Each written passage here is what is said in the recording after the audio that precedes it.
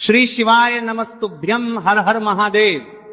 माता बहनों, जैसा कि आप सभी लोग जानते हैं कि 15 जुलाई 2026 बुधवार को पड़ रही है आषाढ़ माह की प्रतिपदा तिथि है। और माता बहनों, ये वह बुधवार प्रतिपदा तिथि है जो आषाढ़ मास में पड़ने वाली सबसे बड़ी तिथि प्रतिपदा तिथि है और इसका बहुत ही बड़ा और विशेष महत्व होता है। अगर कभी भी मौका लग जाए तो आप लोगों को 3 पिल्ले कनेर के फूल वाला उपाय करना है। इन दोनों का संयोग बहुत ही कम आता है क्योंकि ऐसा दिन पूरे साल में सिर्फ एक ही बार आता है। और माता बहनों, आप सभी लोग जानते हो कि आषाढ़ मास बुधवार प्रतिपदा तिथि का अगर सबसे बड़ा कोई उपाय है तो वह 3 कनेर के फूल वाला उपाय। तो माता बहनों, जिन लोगों ने इस उपाय को ना किया हो, मतलब पूरा साल निकल गया, उन्होंने किसी भी दिन इस 3 पिल्ले कनेर के फूल वाला उपाय को ना किया हो, पर माता बहनों आपके पास एक आखिरी मौका बचा हुआ है जो कि 15 जुलाई 2026 बुधवार आषाढ़ मास प्रतिपदा तिथि के दिन है। तो इस दिन आप लोगों को इस वाले उपाय को जरूर कर लेना है। भले ही आपने पूरे महीने भर इस उपाय को ना किया हो, पर अगर आपने इस आषाढ़ माह के बुधवार प्रतिपदा तिथि के दिन अगर इस वाले उपाय को कर लिया तो आपको इस उपाय को करने का वो फल मिलेगा जिसकी आपने कभी कल्पना भी नहीं करी होगी। इसीलिए आप लोग इस वाले उपाय को करने का लिया को एक बार जरूर कर लेना है ताकि आपके हाथ से ये मौका ना जा सके और आपको इस उपाय को करने का फल मिलेगा। दोस्तों, ये उपाय पंडित जी ने अपनी अभी की श्री शिव महापुराण की कथा में बताया है, जिस उपाय को आज हम आपको बहुत अच्छे से समझाने वाले हैं। इस वीडियो को देखने के बाद उपाय को समझने के लिए आपको कोई और वीडियो को देखने की जरूरत नहीं पड़ेगी। तो चलिए माता बहनों, उपाय को शुरू करते हैं। देखिए, यह इस 15 जुलाई 2026 बुधवार आषाढ़ मास प्रतिपदा तिथि के दिन ये इतना खास होता है, इतना महत्वपूर्ण होता है। देखा गया है कभी कभी बड़े बड़े पूजा पाठ अनुष्ठान से जो कि मनोकामना पूर्ण नहीं होते, वहां आषाढ़ माह की बुधवार प्रतिपदा तिथि के दिन एक छोटे से उपाय करने से ही आपकी मनोकामना पूर्ण हो जाती है।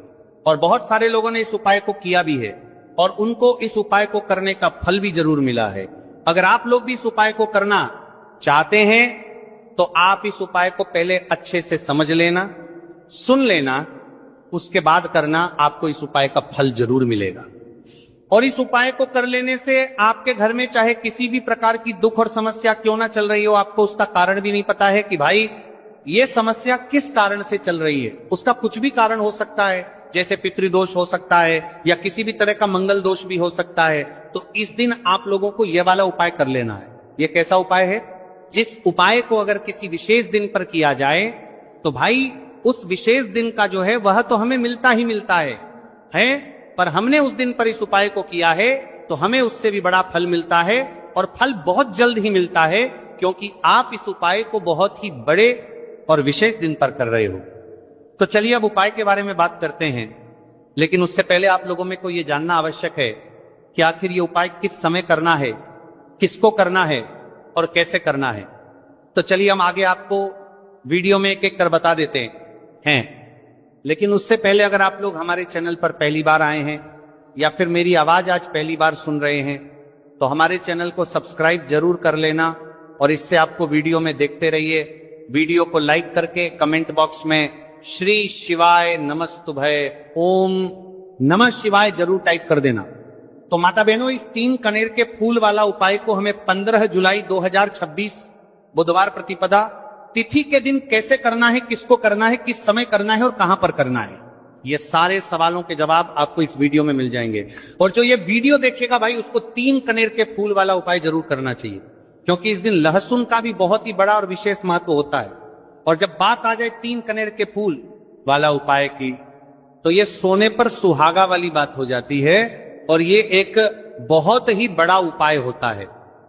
अब माता बहनों, इस 3 कनेर के फूल वाला उपाय को आखिर करना किसको है, सबसे पहले हम लोग वह बात जान लेते हैं। तो देखो, घर की जो बड़ी माताएं बहनें होती हैं, उन माताओं बहनों में से कोई भी एक बड़ी माता बहन इस वाले उपाय को कर सकती हैं। और माता बहनों, अगर आप चाहे तो अपने घर में से सभी सदस्यों को भी इस उपाय को करवा सकते हैं। अगर किसी व्यक्ति की खुद की कोई मनोकामना है, खुद की कोई दुख और परेशानी है जो कि वो अपने लिए ही करना चाहता है, इस वाले उपाय को तो वो खुद अपने लिए भी कर सकता है। बाकी अगर कोई घर में से ऐसा है जो कि अपने पूरे घर परिवार की सुख और शांति के लिए ये वाला उपाय करना चाहता है, तो भाई वो भी कर सकता है, हो सकता है, उसमें भी कोई दिक्कत वाली बात नहीं है। कहने का मतलब यह है कि इस उपाय को हर एक सदस्य भी कर सकता है और पूरे घर परिवार के सदस्य के लिए घर की बड़ी माताओं बहनों में से कोई एक माता बहन भी कर सकती है।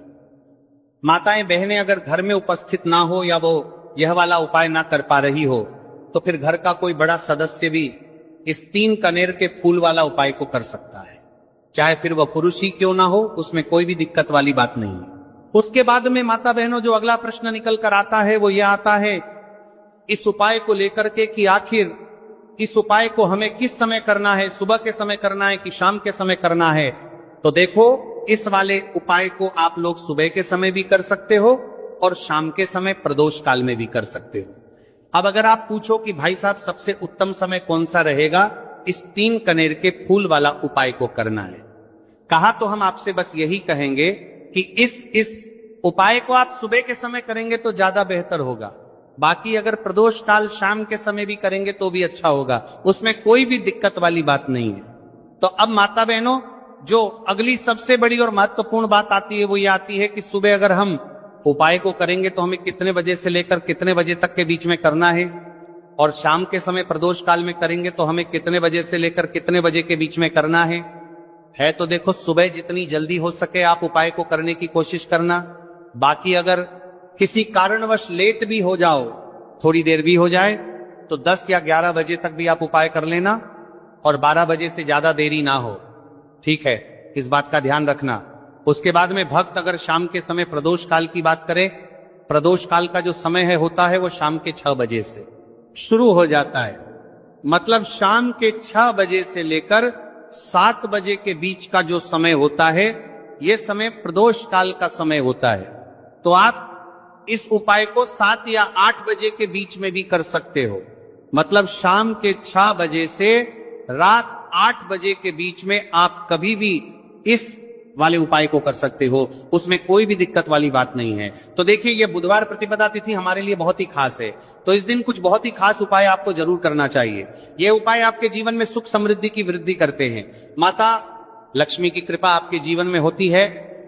आपका चाहे जितना भी दुर्भाग्य चल रहा हो, मैं कहता हूं कि अगर आप इस बुधवार प्रतिपदा तिथि के दिन 3 कनेर के फूल वाला उपाय कर लेते हैं तो आपका सारा दुर्भाग्य महादेव की कृपा से बहुत ही जल्द सौभाग्य में बदल जाएगा। तो चलिए जानते हैं गुरुजी द्वारा बताए गए सबसे पहले उपाय के बारे में। देखिए, इस उपाय के लिए आपको सिर्फ 1 लोटा जल ले लेना है और 3 कनेर के फूल ले लेने। बुधवार प्रतिपदा तिथि के दिन किए जाने वाला यह सबसे अचूक और सबसे खास उपाय है, इसलिए आपको 3 कनेर के फूल कहीं से भी ले लेने हैं। 3 कनेर के फूल आप चाहे तो फूलों की दुकान से ले ले या फिर आपको नहीं मिल पाते तो शिवलिंग के ऊपर जो कनेर के फूल चढ़े हैं उनको उठाकर जल से शुद्ध करके फिर आप उसका भी इस्तेमाल कर सकते हैं। देखिए, आप जो जल लेंगे वो आपको तांबे के पात्र में लेना है और अपने किचन से लेना है। अब सिर्फ ये 2 सामग्री लेकर आपको शिवालय पहुंच जाना है। माता बहनों, इस उपाय को आप सुबह करना चाहे तो सुबह कर लें और शाम को करना चाहे तो शाम को कर लें। पूरे दिन में किसी भी समय आप इस उपाय को कर सकते हैं। अब देखिए, शिवालय पहुंचने के बाद सबसे पहले आपको एक काम करना है कि आप दक्षिण दिशा में बैठ जाइए और उत्तर दिशा की तरफ अपना फेस कर लीजिए। अब आप जो 3 कनेर के फूल लेकर आए हैं, इनमें से आपको को एक कनेर का फूल शिवलिंग में जो महादेव का परिवार होता है उसमें समर्पित करते जाना है। देखिए, पहले फूल आपको शिवलिंग में जो दाहिने साइड वाला कोण होता है जिसे श्री गणेश जी का स्थान कहते हैं, वहां पर ये पहला कनेर का फूल समर्पित कर देना है और श्री शिवाय नमस्तुभ्यम मंत्र का स्मरण कर लेना है। और फिर दूसरा कनेर का फूल आपको श्री कार्तिक की जी वाले स्थान में समर्पित कर देना है और श्री शिवाय नमस्तुभ्य मंत्र का स्मरण कर लेना है। फिर तीसरा कनेर का फूल आपको माता अशोक सुंदरी वाले स्थान में समर्पित कर देना है और श्री शिवाय नमस्तुभ्य मंत्र का स्मरण करना है। देखिए, जलधारी के बीच वाला जो स्थान होता है वो माता अशोक सुंदर का स्थान कहलाती है और यहीं पर आपको तीसरा कनेर का फूल समर्पित कर देना है। इसके बाद इस शिवलिंग से 2 फूल आपको और लेना है, क्योंकि हमारे पास मात्र 3 ही फूल थे ना, तो ले लिया। फिर चौथा कनेर का फूल आपको माता पार्वती के हस्त कमल में समर्पित कर देना है। देखिए, शिवपिंडी जिस स्थान पर रखी रहती, यानी शिवलिंग जिस स्थान पर जुड़ा रहता है, उस पूरे गोल गोल वाले स्थान को माता पार्वती का हस्त कमल कहते हैं। और चौथा कनेर का फूल आपको यहीं पर समर्पित करना है और श्री शिवाय नमस्तुभ्यम मंत्र का स्मरण कर लेना है। इसके बाद आपको पांचवा कनेर का फूल शिवलिंग के ऊपर समर्पित कर देना है और महादेव से अपनी मनोकामना बोल देनी है। देखिए, ये उपाय उन लोगों को करना है जिनकी कोई विशेष मनोकामना है जो अभी तक परिपूर्ण ही नहीं हो पा रही है। बहुत सारे उपाय कर चुके हैं, बहुत सारे टोटके कर चुके हैं, तो मैं कह रहा हूं कि ऐसे लोगों को यह विशेष उपाय बुधवार प्रतिपदा तिथि के दिन जरूर करना चाहिए। पांचवा फूल समर्पित करते हुए, यानी शिवलिंग के ऊपर रखते हुए, आपको अपनी मनोकामना बोल देनी है और यह फूल शिवलिंग के ऊपर समर्पित कर देना है। अगर आप शिव परिवार के बारे में नहीं जानते हैं तो सामने स्क्रीन पर आपको एक पिक्चर दिखाई जा रही है। इसमें पूरा शिव परिवार दिखाया जा रही है कि कहां गणेश जी का स्थान होता है, कहां कार्तिकेय जी का स्थान होता है, या फिर कहां माता अशोक सुंदरी का स्थान होता है। सारे स्थान आपको दिखाई जा रहे हैं। इनमें से जो भी स्थान में अभी आपको फूल समर्पित करते हुए दिखाया गया है, उसी स्थान पर आप फूल समर्पित कर दीजिएगा। अब इसके बाद आप जो एक लोटा जल लेकर आए, उसको पहले श्री गणेश जी वाले स्थान में थोड़ा सा समर्पित कर दीजिए और श्री शिवाय नमस्तुभ्यम मंत्र का स्मरण कर लीजिए। फिर थोड़ा सा जल आप श्री कार्तिकेय जी वाले स्थान में समर्पित कर दीजिए और श्री शिवाय नमस्तुभ्यम मंत्र का स्मरण कर लीजिए। फिर थोड़ा सा जल आप माता अशोक सुंदरी वाले स्थान में समर्पित कर दीजिए और श्री शिवाय नमस्तुभ्यम मंत्र का स्मरण कर लीजिए। फिर थोड़ा सा जल आप माता पार्वती के हस्त कमल में समर्पित कर दीजिए और श्री शिवाय नमस्तुभ्यम मंत्र का स्मरण कर लीजिए। इसके बाद बचा हुआ पूरा जल आप शिवलिंग के ऊपर लगातार समर्पित करते जाइए तथा शिव महापुराण के मूल मंत्र श्री शिवाय नमस्तुभ्यम का कम से कम 21 बार स्मरण कर लीजिए। शिवलिंग के ऊपर जल समर्पित करते हुए आपको कम से कम 21 बार श्री शिवाय नमस्तुभ्यम मंत्र का स्मरण करना है। जो भी व्यक्ति इस बुधवार प्रतिपदा तिथि के दिन इस उपाय को कर लेता है तो उसकी मनोकामना महादेव की कृपा से बहुत ही जल्द परिपूर्ण हो जाती है।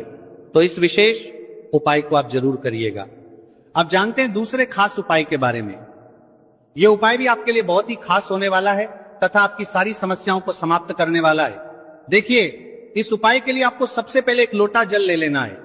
तांबे के पात्र में आपको अपने किचन से जल ले लेना है। इसी के साथ आपको ले लेना है 11 चावल का दाना।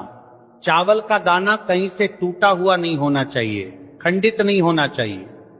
फिर इसी के साथ आपको ले लेना है एक सफेद रंग का फूल। यह सफेद रंग का फूल महादेव को अत्यधिक प्रिय होता है और यही आपके सारे कार्यों को सफल करेगा, आपके सारे मनोरथ को पूरा करेगा। इसीलिए आपको एक सफेद रंग का फूल ले लेना है और सबसे आखिर में आपको ले लेना है 3 बेलपत्र। अब ये सारी सामग्री लेकर आपको पहुंच जाना है शिवालय। देखिए, इस उपाय को भी अगर आप शाम को करें तो आपके लिए बहुत ही विशेष होगा, क्योंकि शाम को प्रदोष काल के समय साक्षात महादेव शिवलिंग में वास करते हैं। तो अगर आप शाम को प्रदोष काल के समय में करेंगे तो आपके लिए सर्वोत्तम होगा। लेकिन बहुत से ऐसे शिवालय होते हैं जिनमें शाम के समय में जल समर्पित नहीं करने दिया जाता है, तो ऐसी स्थिति में फिर आप पूरे दिन में किसी भी समय कर सकते हैं। अब देखिए, शिवालय पहुंचने के बाद आपको यह सामग्री एक एक करके शिवलिंग के ऊपर समर्पित करते जाना है। सबसे पहले आप 21 चावल का दाना शिवलिंग के ऊपर समर्पित करिए। श्री शिवाय नमस्तुभ्यम मंत्र का स्मरण करिए। फिर आप जो एक सफेद रंग का फूल लेकर आए हैं उसको शिवलिंग के ऊपर समर्पित करिए और श्री शिवाय नमस्तुभ्यम मंत्र का स्मरण करिए। फिर इसके बाद आप जो 3 बेल पत्र लेकर आए हैं उसको भी शिवलिंग के ऊपर समर्पित कर दीजिए और श्री शिवाय नमस्तुभ्यम मंत्र का स्मरण करते हुए आपके जीवन का जो भी कार्य बन नहीं रहा है, आप अपना कोई कार्य सफल करना चाहते हैं, मान लीजिए आप नौकरी के लिए बहुत सालों से प्रयास कर रहे हैं लेकिन आपकी नौकरी नहीं लग पा रही है, या फिर आप अपने व्यापार को बढ़ाने के लिए बहुत प्रयास करते हैं, बहुत मेहनत करते हैं, लेकिन आपके व्यापार में लगातार घाटा हो रहा है, या फिर आप अपना मकान लेना चाहते हैं, जमीन लेना चाहते हैं, या फिर अपना कोई भी कार्य आप सफल करना चाहते हैं और उस कार्य में आपको सफलता नहीं मिल पा रही है, तो गुरुजी ने कहा कि आपको उस कार्य की सफलता के लिए महादेव से प्रार्थना कर लेनी है।